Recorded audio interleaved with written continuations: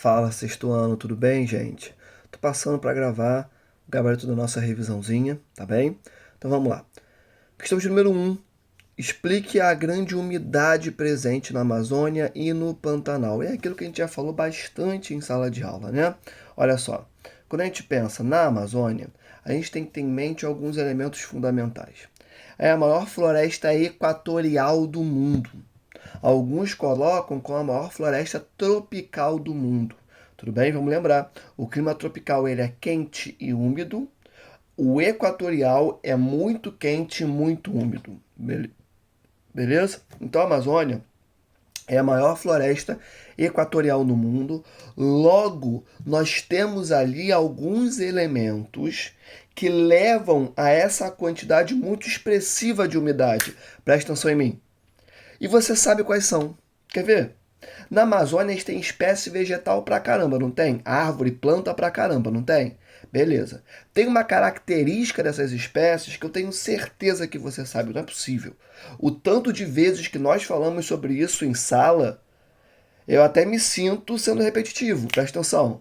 Cara, toda espécie vegetal desenvolve o quê? Desenvolve a evapotranspiração. Ou seja, essas espécies jogam para a atmosfera, jogam para o ambiente a umidade presente dentro delas. Tranquilão? Elas jogam para fora. E quando você pensa na Amazônia, que de novo é a maior floresta equatorial do mundo, a quantidade de umidade que existe dentro dessas espécies é muito grande, tá? Só isso já gera uma influência muito considerável quando pensamos em umidade, tá? Só que além disso, a Amazônia tem rios que são assim importantíssimos. É claro que o principal é o Rio Amazonas. Só que o Rio Amazonas tem vários afluentes. Almir, o que são afluentes? Afluentes são rios que conversam, que se conectam com o rio principal. Então, o rio principal é o Rio Amazonas. Porém, todavia, entretanto, tá? Você vai ter uma série de outros rios menores que o Rio Amazonas que irão conversar com esse rio principal, que irão se conectar a esse rio principal. Tranquilidade? Então, a Amazônia ela tem uma quantidade de corpos hídricos, presta atenção, ou seja, de rios tão expressiva que a evaporação que ocorre sobre esses rios contribui também para a formação de massas de ar, contribui também para a umidade daquele ambiente. Então, por que a Amazônia é tão úmida? Primeiro, por conta da evapotranspiração das suas espécies vegetais e segundo, por conta dos corpos hídricos dos rios presentes ali naquele bioma. Tranquilão? E o Pantanal, vamos lembrar? Pantanal a gente já conversou em sala também e eu fiz questão de voltar nessa explicação várias vezes. Olha para mim. Olha só, o Pantanal, como eu já falei para vocês, está lá no centro-oeste brasileiro. Ele tem um relevo mais rebaixado. Por quê? Porque a porção da placa tectônica sobre a qual o Brasil está localizado acima, perfeito? A porção dessa placa tectônica que está abaixo do Pantanal, cara, há milhões de anos atrás, ela teve uma ruptura, uma quebra. E a litosfera acompanhou essa quebra. Por isso essa localidade é mais rebaixada. Por isso que ela é mais baixa. Tranquilidade? E aí, sobre essa porção, sobre o Pantanal, passa o Rio Paraguai, que é um dos rios mais importantes da América do Sul. E, de novo, não é só o Rio Paraguai que passa ali, é o Rio Paraguai junto de seus afluentes. Presta atenção, não todos, mas alguns. E aí, quando você tem o período de cheias, o período de chuvas, o Rio Paraguai, junto de seus afluentes, transborda. Beleza? E aí, quando há esse transbordamento, o que acontece? Essa localidade fica inundada. E como o relevo é mais acidentado, ele é mais rebaixado, melhor dizendo, você vai ter uma localidade cheia d'água né? E que tem essa característica por conta dessa soma de relevo com rios passando por ali. Beleza? Então, olha só, escreve assim no seu caderno. A umidade presente na Amazônia se deve à evapotranspiração somada à evaporação dos rios presentes neste bioma. Embaixo, coloca assim: a umidade, característica do Pantanal, é derivada de seu relevo mais rebaixado, somado ao transbordamento das águas do rio Paraguai e de alguns de seus afluentes durante os períodos de cheia. Ponto final. Tranquilidade? Número 1 foi. 2. Disserte sobre Amazônia, Pantanal e Caatinga. Amazônia. Você pode até escrever como resposta, tá? Amazônia, maior floresta equatorial do mundo, vírgula, heterogênea, vírgula, fechada, vírgula, com uma grande diversidade de espécies vegetais e extremamente úmida. Olha o que eu acabei de falar para você, ponto final, tá? Olha o que eu acabei de falar para você, que a Amazônia, presta atenção, é uma floresta fechada, heterogênea. Almir, o que é uma floresta heterogênea? É quando você tem espécies vegetais diversas. É quando você tem vários tipos de árvores, tá?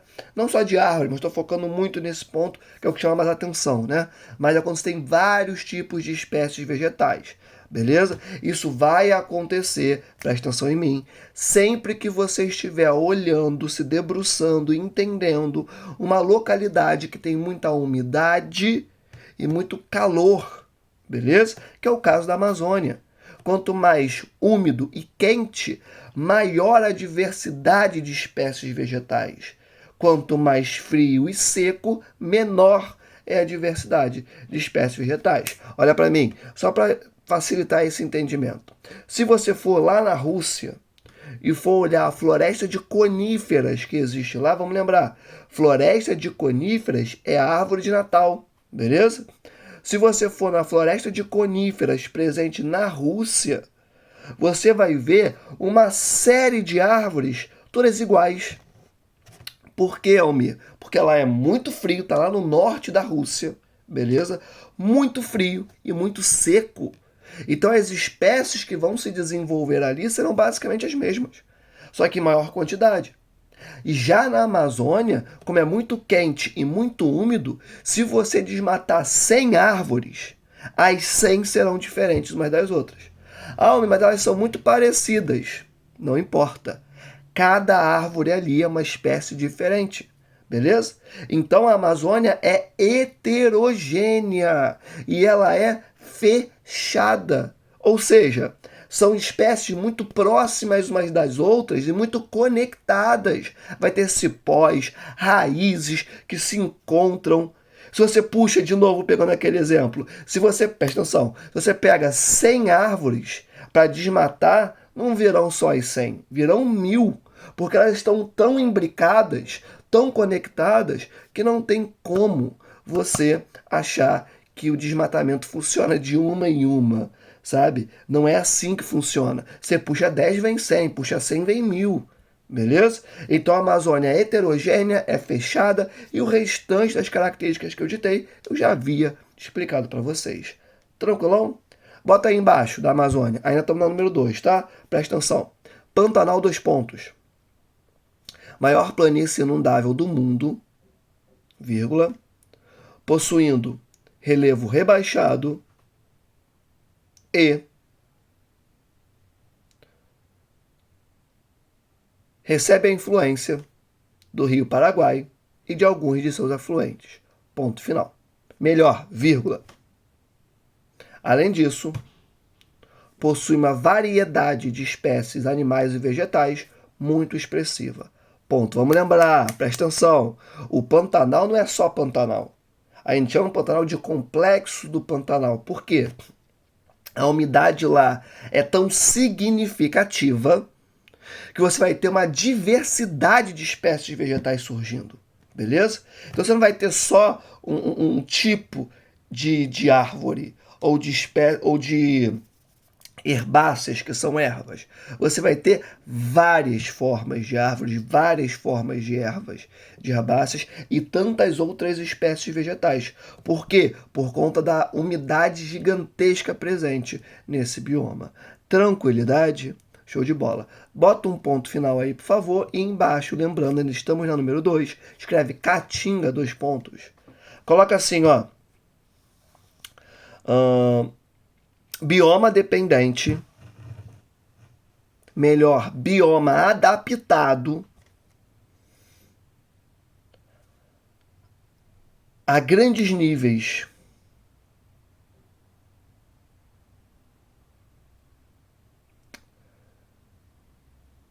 de seca e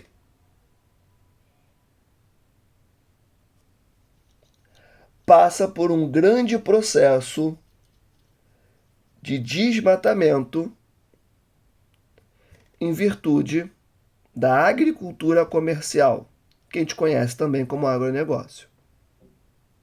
Ponto final. Eu ditei um pouquinho menor porque eu imagino que o seu caderno já esteja com bastante coisa escrita, né? Mas sempre bom lembrar, na Caatinga, preste atenção em mim, na Caatinga as espécies serão xerofilais.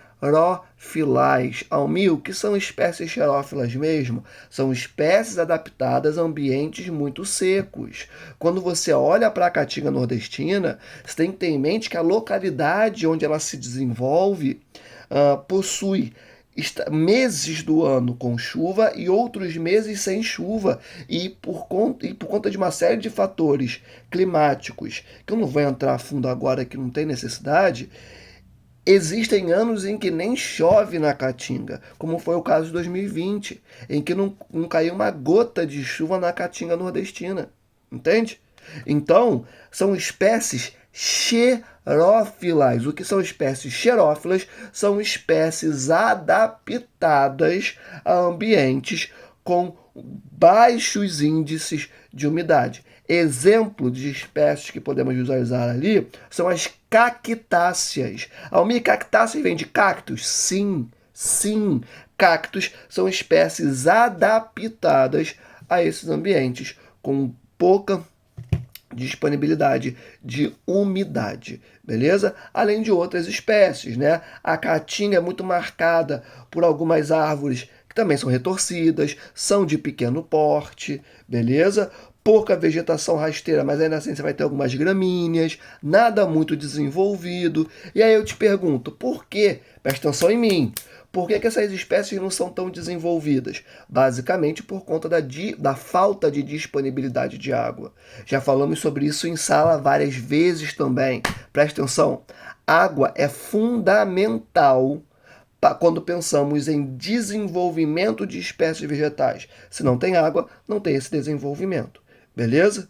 Além de também a água ser um bom regulador térmico, tá? Presta atenção em mim. Então, acho que com relação à Caatinga, te ditei informações bacanas e complementei com algumas informações nesse momento. Pessoal, até aqui tranquilo, de boa. Fica uma recomendação para a sua prova.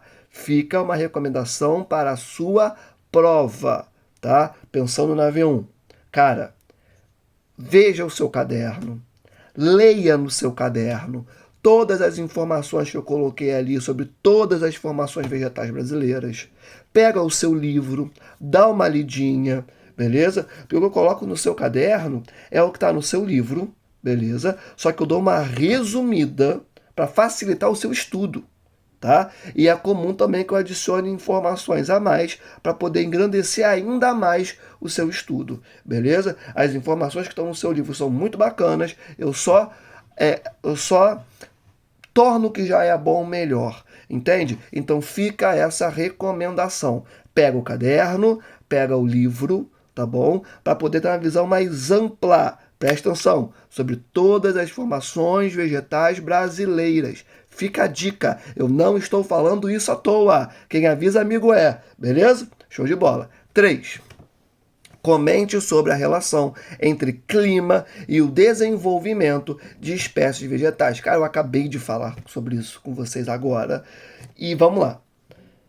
Localidades que possuem climas mais secos terão espécies vegetais homogêneas, terão espécies vegetais de menor porte, menos desenvolvidas, poderíamos dizer assim, beleza? Já localidades de climas mais úmidos terão uma diversidade maior de espécies vegetais, terá uma pluralidade, né, dessas espécies de maior porte, mais desenvolvidas, beleza? Então escreve assim no seu caderno. E sem falar que, olha só, antes de eu ditar, presta atenção em mim. Bom lembrar que clima tem uma relação direta com vegetação. E a latitude também influencia nesse desenvolvimento de clima, tá? Não vou explicar o porquê. Eu não vou explicar nesse vídeo a relação de latitude com esse processo. Você já fez 2 provas sobre isso. Você sabe disso, eu não vou voltar nesse ponto. Beleza? Escreve assim no seu caderno, peça número 3. Presta atenção e vamos. Os climas serão fundamentais para o desenvolvimento de várias espécies vegetais. Ponto. A exemplo disso, podemos destacar que ambientes de climas mais secos terão espécies vegetais mais homogêneas e de menor porte, vírgula. Ao mesmo tempo, em localidades de climas mais úmidos, a diversidade de espécies será muito maior, vírgula, assim como serão mais desenvolvidas. Ponto final. 4. De que forma a localização geográfica do Brasil influencia em seus climas? Cara, já falamos tanto sobre isso, sabe? Se você me erra uma coisa assim na prova, eu vou ficar pessoalmente incomodado. Porque olha só, o Brasil, ele é chamado de país continental, beleza? O Brasil é do tamanho de um continente. É grande pra caramba.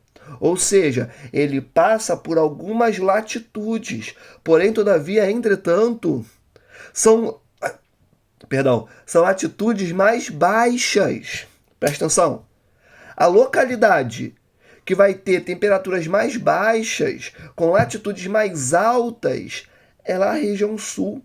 E mesmo assim, o clima que a gente vai encontrar lá é um clima subtropical. Perceba como não dá para entender geografia separando o conteúdo de um bimestre do outro.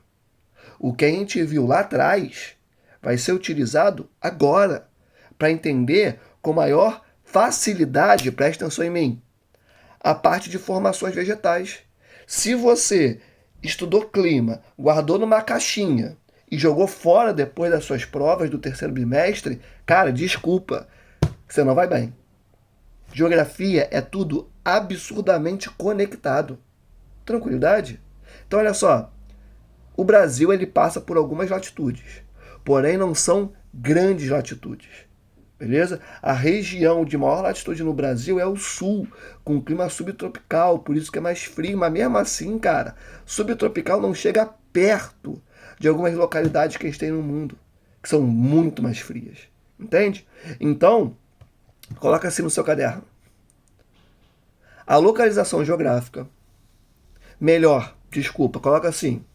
O Brasil, em virtude de sua extensão territorial, passa por diversas latitudes que condicionam a formação de alguns climas, vírgula. Porém, estas latitudes são baixas, logo, de maneira geral, estes climas terão temperaturas maiores do que comparadas a outras partes do mundo. Ponto final. Beleza? 5.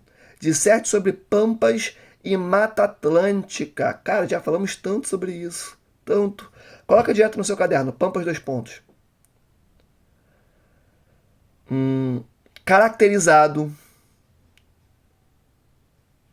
por gramíneas e herbáceas e algumas árvores de pequeno e médio porte, vírgula, marcado por um relevo de coxilhas. Ponto. Embaixo. Mata Atlântica, dois pontos. Escreve assim. Quente e úmida, vírgula, contém uma diversidade de espécies vegetais,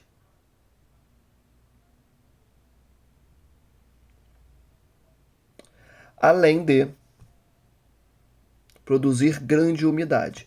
Ponto final. É o que eu falei. A Amazônia é uma Mata Atlântica potencializada, beleza?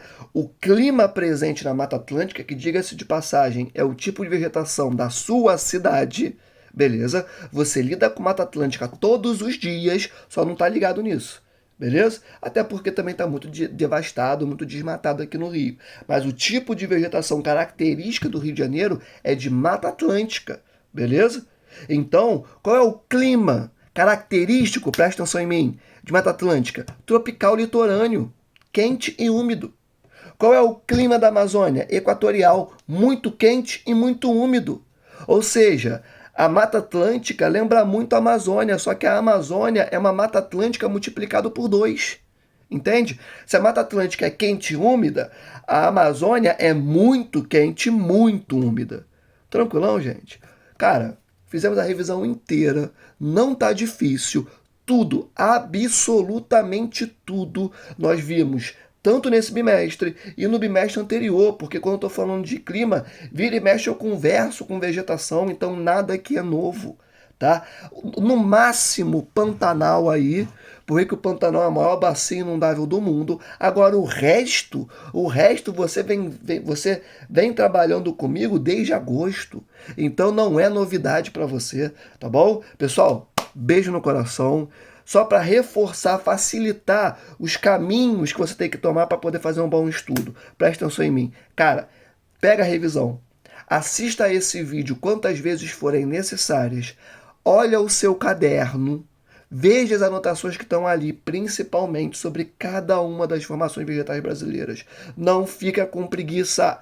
Leia cada uma dessas formações vegetais, tá bom? Busque o seu livro. Veja o que está escrito no seu livro também sobre cada uma dessas formações vegetais, beleza? E depois passa ali para os exercícios que nós fizemos no livro. Inclusive, eu coloquei alguns no Classroom, tá bom? Não deixe de fazer e trazer para a sala esses exercícios feitos. Belezinha?